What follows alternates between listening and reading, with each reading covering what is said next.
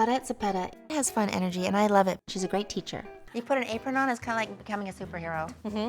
We are going to do a little thing that I call kitchen yoga. What? I started doing it when I opened the hotel property in 2021. Yeah. And it was our way to, one, give thanks to our bodies because chefs beat their bodies up pretty hard. Two was a way to connect to the kitchen. So you kind of get in tune with everything.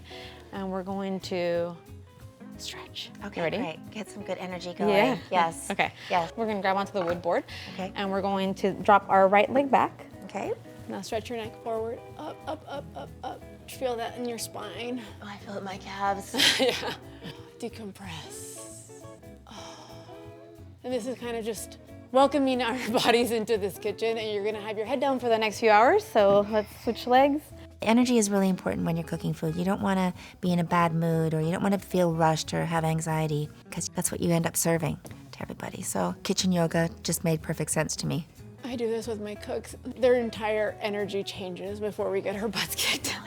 We're gonna drop into quads. Okay, goodbye. Okay. Stretch your shoulders. All right. Goodness, well, that feels really good. I just cracked every bone in my back. Ready? Okay. Let's make tamales. Let's make tamales. Yes.